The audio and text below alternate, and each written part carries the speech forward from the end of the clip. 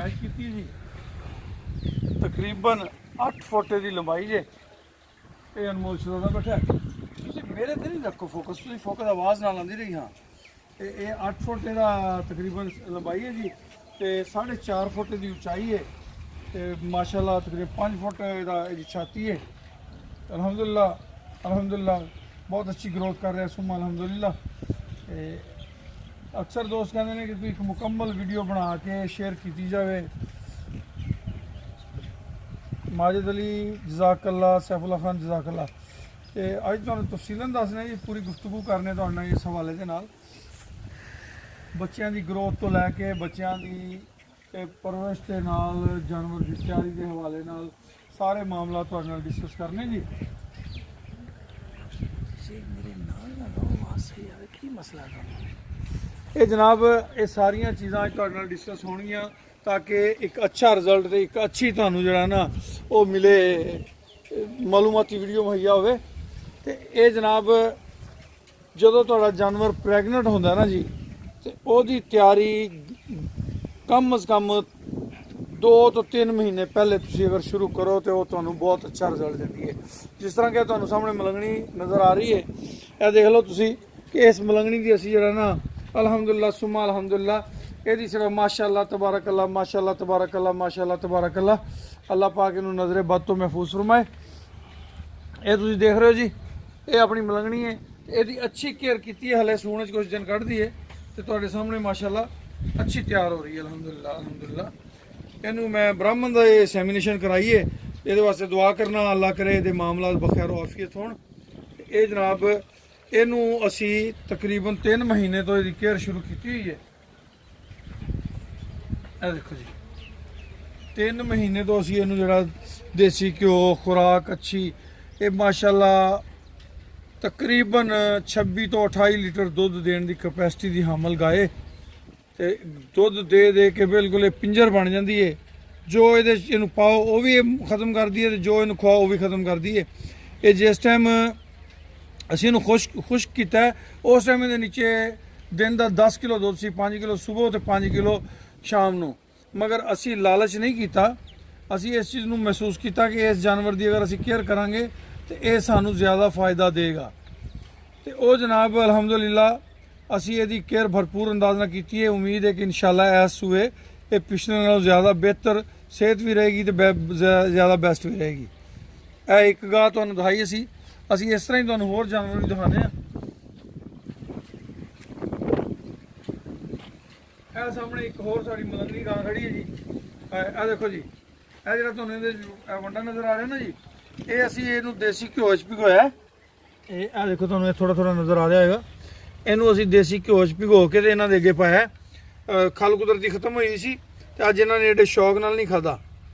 तो वैसे मैं देसी जनास इस्तेमाल करा उन्होंने, वैसे वंडे की एक बोरी पई जो बच्चे ने देती। तो इनू जनाब हले सूने च रहिंदे ने कोई मजीद 2 महीने। तो यह हुण तो असी इसकी तैयारी की है। तुसीं इसदी सेहत चेक करो, माशाअल्लाह इसकी सेहत हुण तो ही बहुत अच्छी है। तो जदों इन्हें 2 महीने मुकम्मल करने ने तो मजीद अच्छी सेहत हो जाएगी, तो यकीनन अच्छा दुध तो अच्छी सानू पैदावार देगी।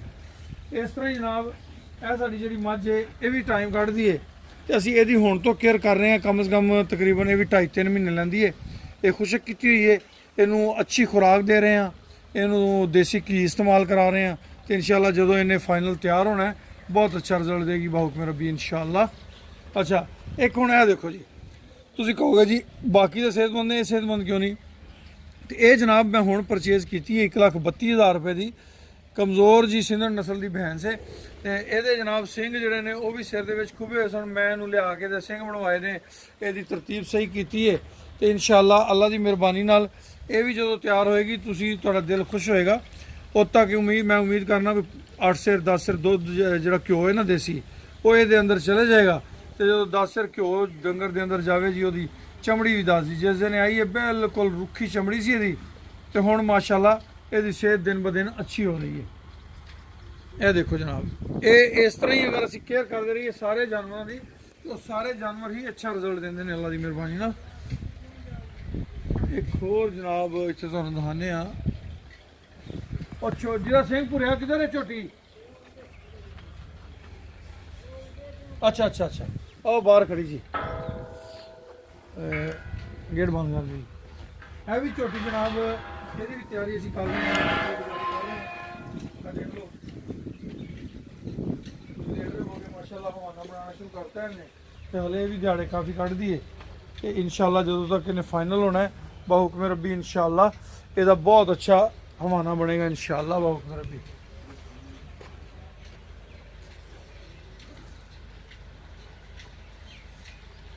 ਜਨਾਬ ਹਾਲੇ ਬਹੁਤ ਸਾਰੇ ਦਿਨ ਇਹਦੇ ਰਹਿੰਦੇ ਨੇ, ਮਗਰ ਹੁਣ ਤੋਂ ਹੀ ਇਹਦਾ ਜਿਹੜਾ ਅਨੁਮਾਨ ਨੇ ਉਹ ਬੜੇ ਅੱਛੇ ਨੇ। ਤੇ ਮੈਂ ਅੱਲਾ ਦੇ ਘਰ ਉਮੀਦ ਕਰਨਾ ਇਨਸ਼ਾਅੱਲਾ 18 ਤੋਂ 20 ਲੀਟਰ ਦੁੱਧ ਜਿਹੜਾ ਪਰ ਡੇ ਇਹ ਦੇਗੀ ਇਨਸ਼ਾਅੱਲਾ, ਕਿਉਂਕਿ ਇਹਦੀ ਅਸੀਂ ਇਹਦੇ ਹੱਕ ਹਕੂਕ ਪੂਰੇ ਅਦਾ ਕੀਤੇ ਨੇ। ਤੁਸੀਂ ਜਾਨਵਰ ਦੇ ਹੱਕ ਹਕੂਕ ਅਦਾ ਕਰੋ ਨਾ ਜਨਾਬ, ਤੇ ਕਦੀ ਵੀ ਤੁਹਾਨੂੰ ਮਾਯੂਸ ਨਹੀਂ ਕਰਦਾ। ਉਹ ਆਪਣੀਆਂ ਹੱਡੀਆਂ ਦਾ ਵੀ ਜਿਹੜਾ ਦੁੱਧ ਬਣਾ ਕੇ ਉਹ ਤੁਹਾਨੂੰ ਪਿਆਉਣ ਦੀ ਸਲਾਹੀਅਤ ਰੱਖਦਾ। ਤੇ ਉਹ ਤੁਸੀਂ ਇਹਨਾਂ ਦੀ ਸੇਵਾ ਕਰਦੇ ਹੋ। ਇਹ ਵੀ ਮੈਂ ਪਰਚੇਜ਼ ਕੀਤੀ ਜੀ, ਜਿਸ ਟਾਈਮ ਇਹ ਆਈ ਸੀ ਤੇ ਇਹਦੀਆਂ ਹੱਡੀਆਂ ਨਜ਼ਰਦੀਆਂ ਸਨ। ਹੁਣ ਤੇ ਮਾਸ਼ਾਅੱਲਾ ਰਾਤ ਆਈ ਹੋਈ ਹੈ, ਜਿਸਮ ਸਹੀ ਹੋ ਗਿਆ। ਪਰ ਜਦੋਂ ਮੈਂ ਪਰਚੇਜ਼ ਕਰਕੇ ਲਿਆ ਸਾਂ, ਜ਼ਾਤੀ ਤੌਰ ਤੇ ਮੈਂ ਪ੍ਰੈਗਨੈਂਟ ਜਾਨਵਰ ਜਿਹੜਾ ਨਾ ਉਹ ਲੈਣਾ ਪਸੰਦ ਕਰਨਾ, ਜਿਹੜਾ 2 ਮਹੀਨੇ ਕੱਢਦਾ ਹੋਵੇ। 2 ਮਹੀਨੇ ਤੁਸੀਂ ਉਹਦੀ ਅੱਛੀ ਸੇਵਾ ਕਰ ਲੈਂਦੇ ਹੋ, ਉਸ ਸੇਵਾ ਦੇ ਨਾਲ ਤੁਹਾਨੂੰ ਅੱਛਾ ਮੇਵਾ ਮੁਯੱਸਰ ਆਉਂਦਾ ਹੈ, ਅੱਛਾ ਰਿਜ਼ਲਟ ਮੁਯੱਸਰ ਆਉਂਦਾ ਹੈ। ਲੋ ਜੀ, ਅਗਰ ਚਾਹ ਪੀਣਾ ਲੋ ਉਹਦੇ ਰੰਗ ਢੰਗ, ਇਹ ਵੀ ਆਪਣੇ ਫਾਰਮ ਦੀ ਪੈਦਾਸ਼ੁਦਾ ਪੈਦਾਵਾਰ ਹੈ। ਇਹ ਬੱਚੀ ਜਿਹੜੀ ਹੈ ਇਹ ਵੀ ਆਪਣੇ ਫਾਰਮ ਦੀ ਪੈਦਾਵਾਰ ਹੈ। ਤੇ ਇਹ ਜਨਾਬ ਇਹਨਾਂ ਦੀ ਜਿਹੜੀ ਸਿਹਤ ਹੈ, ਗਰੋਥ ਹੈ, ਉਹ ਅਲਹਮਦੁਲਿਲਾ ਬਹੁਤ ਅੱਛੀ ਹੈ ਜੀ। ਆ ਪਿੱਛੇ ਕੋਡੂ ਬੈਠਾ ਜੀ, ਪੂਰਾ ਵਿਹੜਾ ਹੈ ਛੋਟੇ ਕੱਦ ਦਾ ਪਰ ਹੈ ਪੂਰਾ ਵਿਹੜਾ। ਤੇ ਇਹ ਅੱਗੇ ਗਾਂ ਬੈਠੀ ਜੇ ਛੋਟੀ ਚਿੱਟੀ, ਇਹ ਵੀ ਗਾਂ ਹੈ, ਪੂਰੀ ਦੋਂਦੀ ਹੈ ਜੀ। ਇਹ ਜਨਾਬ ਇਹਦਾ ਇੰਤਜ਼ਾਮ ਇਸ ਤਰ੍ਹਾਂ ਕਿ ਜਾਨਵਰ ਖੁੱਲੇ ਫਿਰਦੇ ਨੇ। ਇਹ ਸਾਹਮਣੇ ਪਾਣੀ ਦਾ ਇੰਤਜ਼ਾਮ ਹੈ, ਆਪਣੀ ਮਰਜ਼ੀ ਨਾਲ ਜਿਹੜੇ ਜਾਨਵਰ ਦਾ ਜਿੰਨਾ ਦਿਲ ਕਰੇ ਉਹ ਪਾਣੀ ਪੀ ਲੈਂਦਾ। ਇਸ ਤਰ੍ਹਾਂ ਹੀ ਹੈ ਜਨਾਬ, ਇੱਧਰ ਮੱਝਾਂ ਵੀ ਖੁੱਲੀਆਂ ਫਿਰਦੀਆਂ ਨੇ। ਦੁੱਧ ਦੇ ਟਾਈਮ ਇਹਨਾਂ ਨੂੰ ਬਾਹਰ ਕੱਢਾਂਗੇ, ਇਹਨਾਂ ਦੀ ਚੁਆਈ ਕਰਾਂਗੇ ਤੇ ਇਹਨਾਂ ਨੂੰ ਜਨਾਬ ਇਨਸ਼ਾਅੱਲਾ ਜਿਹੜੀ ਇਹ ਇਹਨਾਂ ਦੇ ਵਿੱਚ ਗੁੰਜਾਇਸ਼ ਹੋਏਗੀ ਉਹ ਸਾਨੂੰ ਦੁੱਧ ਦੇ ਕੇ ਰਾਜ਼ੀ ਕਰਨ ਦੀ ਕੋਸ਼ਿਸ਼ ਕਰਾਂਗੇ।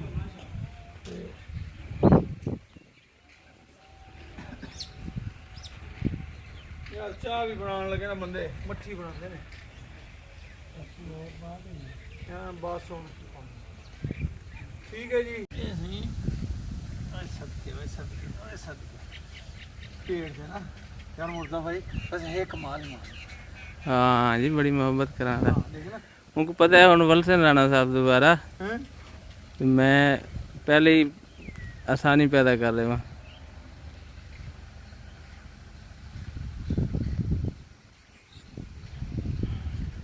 इतनी देर वीडियो बने ना भी हटदा क्या नहीं, मैं कुछ आज तो सही तस्वीर अच्छा अच्छा सदके